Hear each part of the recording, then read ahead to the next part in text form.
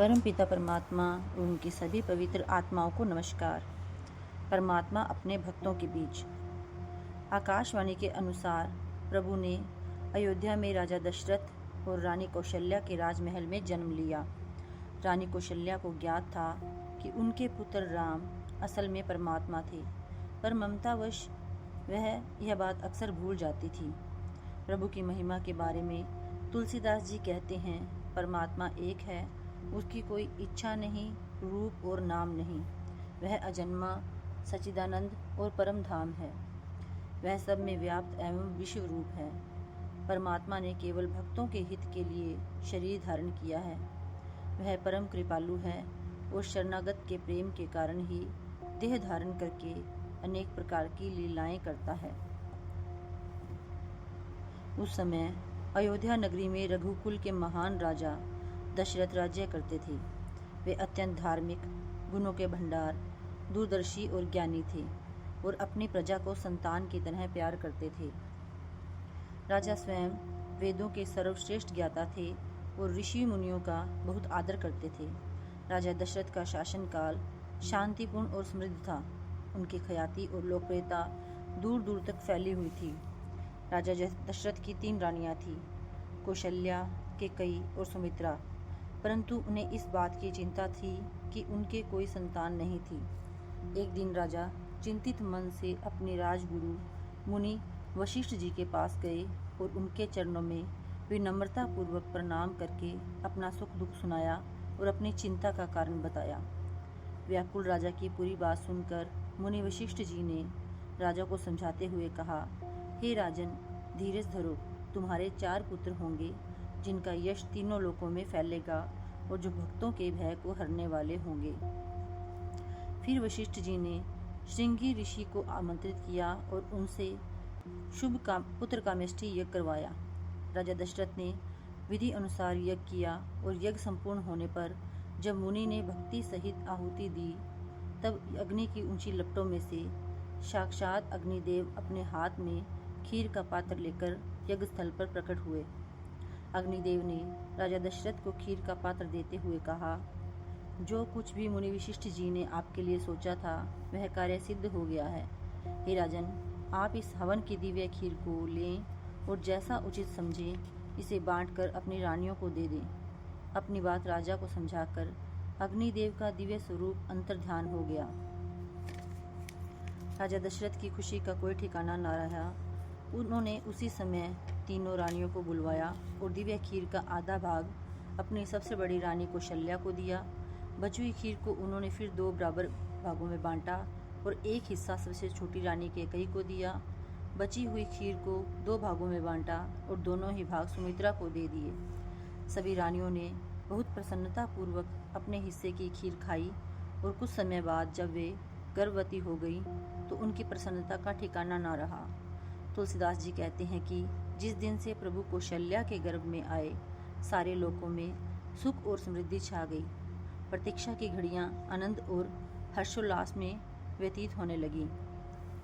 भये प्रकट कर पाला। जैसे जैसे परमात्मा के जन्म का समय निकट आता गया, जड़ और चेतन सारी सृष्टि उल्लास से भर उठी, क्योंकि श्री राम का जन्म सब सुखों का मूल है। पवित्र चैत्र महीने की शुक्ल पक्ष की 9वीं तिथि को दोपहर के समय, जब न अधिक सर्दी थी न गर्मी, शांति का माहौल था, तब उस शुभ घड़ी में देवताओं और संतों को हर्षित करने वाली शीतल, मंद और सुगंधित पवन बहने लगी। वनों में फूल खिलने लगे, बर्फ से ढके हुए पर्वत मणियों की तरह जगमगाने लगे और नदियों में अमृतमय जल की धाराएं बहने लगी। ऐसा प्रतीत हो रहा था मानो संपूर्ण सृष्टि ही प्रभु जन्म के स्वागत में जुटी हुई थी। जैसे जैसे प्रभु के प्रकट होने का समय समीप आने लगा, तो ब्रह्मा और सब देवता अपने अपने दिव्य रथों में आसीन होकर अयोध्या के निर्मल आकाश में एकत्रित हो गए। गंधर्वों के दल पुष्प बरसाने लगे और प्रभु के गुणों का गान करने लगे। आकाश में नगाड़े बजने लगे। ऋषि, मुनि और देवता स्तुति करने लगे और प्रभु की सेवा में अपने श्रद्धा सुमन अर्पित करने लगे। ठीक दोपहर के समय जगत के आधार और संपूर्ण ब्रह्मांड के आश्रयदाता प्रभु प्रकट हुए। तब सभी देवताओं ने स्तुति गान किया और अपने अपने लोक चले गए। दीनों पर दया करने वाले कृपालु प्रभु कौशल्या के कल्याण हेतु अपने अद्भुत दिव्य रूप में प्रकट हुए। असंख्य मुनियों के मन को मोह लेने वाले उनके अद्भुत रूप को देखकर उनकी माता के आनंद की सीमा न रही। प्रभु के दिव्य स्वरूप को देखकर कौशल्या मंत्रमुग्ध हो गई। उनके विशाल नेत्र और मेघों के समान श्यामल शरीर अति मनमोहक था। वे अपनी संपूर्ण कलाओं से सुसज्जित थे। यह दृश्य देखकर वे भाव विभोर हो गईं और अति आनंदित होकर कौशल्या ने दोनों हाथ जोड़कर कहा, हे अनंत प्रभु, मैं आपकी स्तुति किस प्रकार करूं? वेद और पुराण आपको निर्गुण बताते हैं। वे कहते हैं कि आप ज्ञानातीत और माया रहित हैं। आप अगम हैं, आपकी था कोई नहीं पा सकता। श्रुति और संत आपकी स्तुति करते हैं और गुणों का धाम, सुख और दया का सागर कहकर आपका वर्णन करते हैं। किंतु जब मैं सोचती हूँ कि उसी परमात्मा ने, जिसके रोम रोम में अनगिनत ब्रह्मांड बसते हैं, मेरे कल्याण के लिए मेरे गर्भ में वास किया, तो मुझे लगता है कि मेरी बात का कोई विश्वास नहीं करेगा। इसको सुनकर तो धीर और ज्ञानी भक्तों की बुद्धि भी विचलित हो जाएगी, स्थिर नहीं रह पाएगी और सब मेरा उपहास करेंगे। माता की इस प्रकार की भावुक बातें सुनकर प्रभु मुस्कुराए।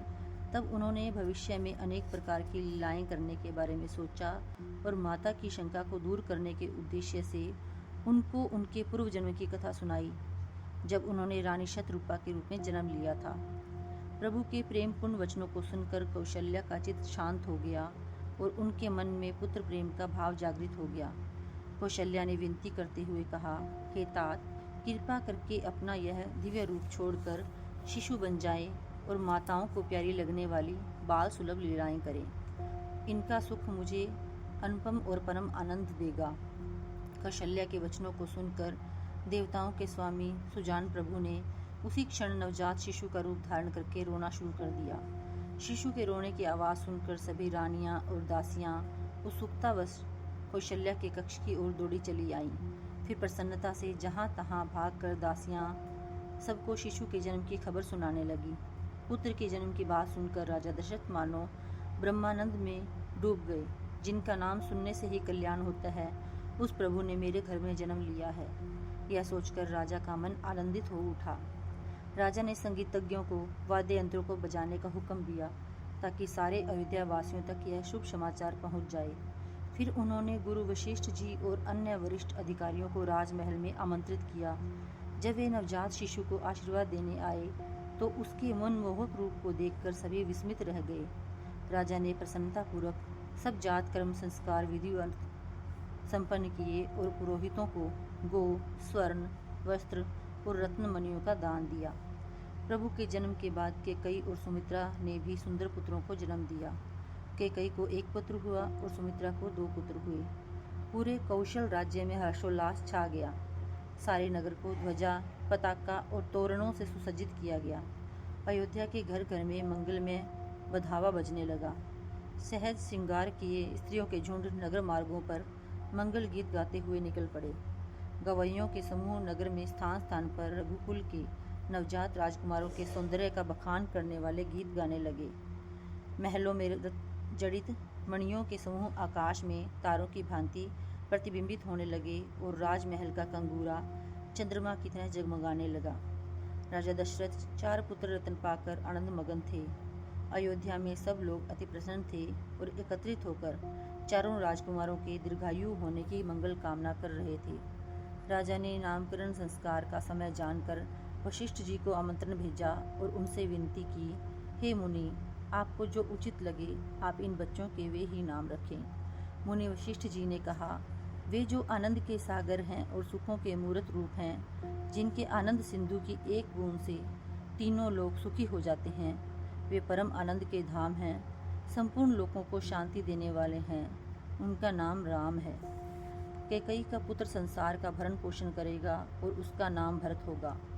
सुमित्रा के एक पुत्र का नाम शत्रुघ्न होगा, जिसके स्मरण करने से ही शत्रुओं का नाश होगा। सुमित्रा के दूसरे पुत्र का नाम लक्ष्मण होगा, वह श्री राम को बहुत प्रिय होगा और सारे जगत का आधार होगा। तीनों माताएं राम, भरत, शत्रुघ्न और लक्ष्मण की बालपन की क्रीड़ाओं को देखकर फूली ना समाती थी। चारों भाई शील, रूप, गुणों से भरपूर थे, परंतु श्री राम तो सुखों के धाम ही थे। उनके हृदय में दया और करुणा में चंद्रमा चमकता था, और जब वे मन को हर लेने वाली हंसी हंसते थे तो चंद्रमा की किरणें झिलमिलाती प्रतीत होती थीं। चारों भाइयों में बड़ा ही स्नेह था, पर बचपन से ही लक्ष्मण की राम के साथ और शत्रुघ्न की भरत के साथ अलग ही प्रीति थी।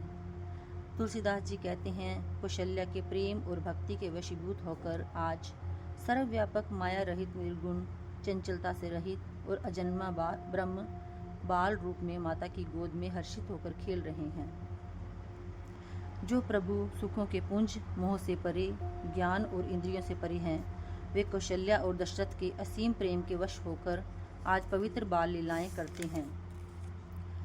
इस दृश्य को देखकर शिव पार्वती से कहते हैं, श्री राम इस संपूर्ण जगत के माता और पिता हैं। वे कौशल में निवास करके वहाँ के सभी निवासियों को सुख प्रदान कर रहे हैं, परंतु यह अद्भुत सुख केवल वे ही अनुभव कर सकते हैं जिन्होंने हृदय से श्री राम के चरण कमलों में अपनी प्रीति जोड़ी है।